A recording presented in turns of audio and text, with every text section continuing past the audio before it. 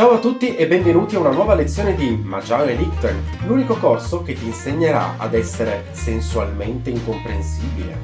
Oggi parliamo dello spazio. La lezione di oggi è fortemente correlata a quella della scorsa volta, a quella riguardo il tempo. Se tu te la fossi persa, oppure se volessi fare un breve ripasso, la puoi comodamente recuperare da qui. Ciao!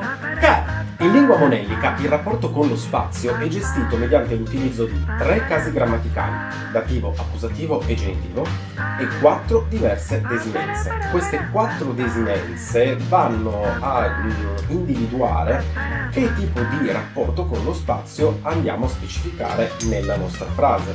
Le 4 funzioni possono essere la funzione locativa, la funzione lativa, la funzione perlativa e la funzione ablativa. Che cosa sono tutte queste 4 funzioni? In realtà te lo spiego in pochissime parole.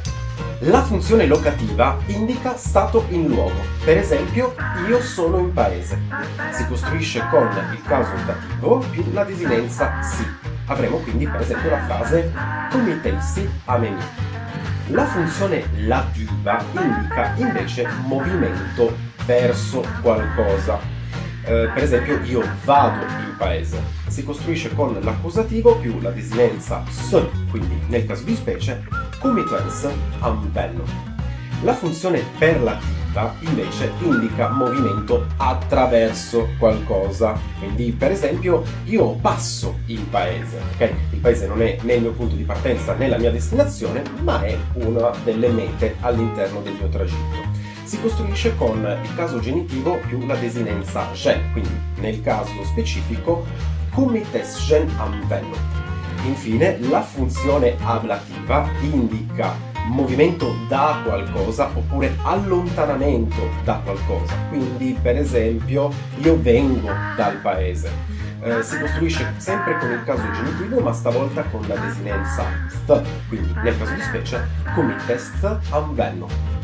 La cosa particolare che voglio metterti in luce relativamente alla lingua monellica è che i verbi di movimento non vanno così facilmente ad individuare la direzione. La direzione la diamo infatti attraverso le desinenze, il caso è la desinenza, che andiamo ad aggiungere al sostantivo, quindi attraverso il sostantivo che noi andiamo ad elaborare qual è l'effettivo movimento della persona o dell'oggetto che andiamo a descrivere. È per questo motivo che am bello è stato tradotto nelle frasi precedenti in tutta una serie di maniere diverse. Io vado, io passo, io vengo, ma può essere anche io parto oppure io esco, dipende dal contesto. Il contesto appunto lo va ad esprimere il sostantivo. Aggiungiamo un ulteriore tassello. Fai attenzione alla funzione locativa e alla funzione perlativa. Funzione locativa che si costruisce con dativo più si, funzione perlativa che si costruisce invece con genitivo più gen.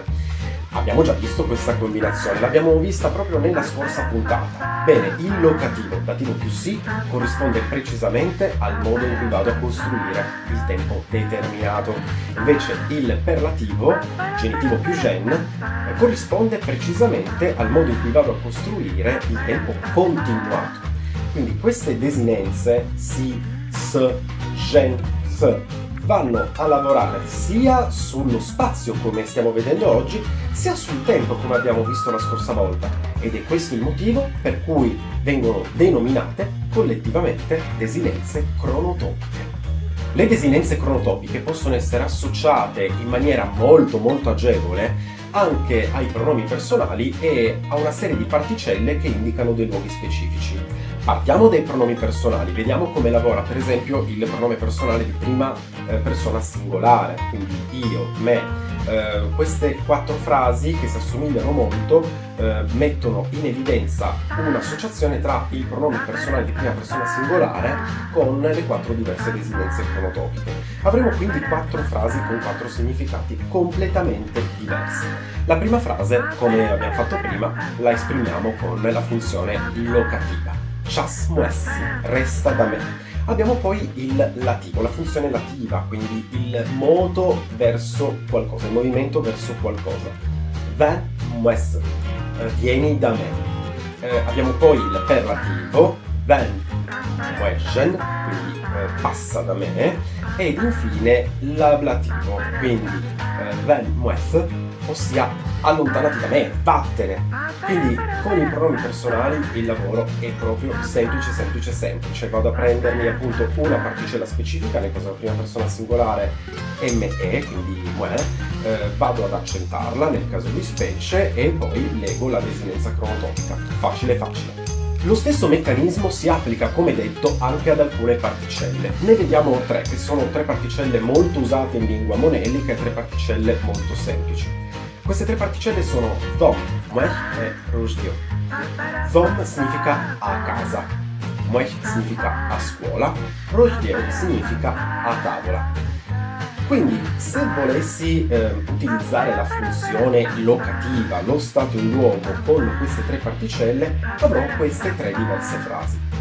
Dom si amemi, io sono a casa, oppure muech si amemi, io sono a scuola, oppure ancora rujdio si amemi, ossia io sono a tavola. Come vedi, il meccanismo di nuovo è molto semplice.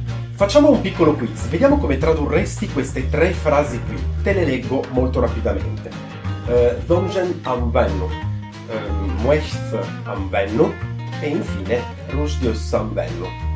Abbiamo le tre diverse funzioni, abbiamo le tre diverse particelle che ti ho spiegato prima, hai 10 secondi di tempo. Pronto? Via!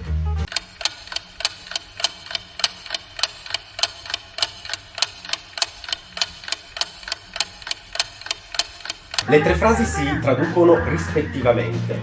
Io passo da casa, per lativo.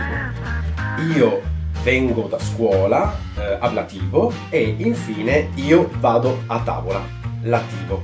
Quindi se hai apparecchiato la tavola e vuoi chiamare gli amici o la tua famiglia al desco, non ti rimane altro che esclamare ad alta voce rujdius.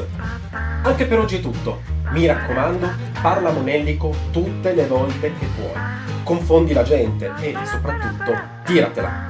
E non guardarmi così. Non ho mai detto di essere buono. Stanco delle solite lingue? Ma già ne lichten!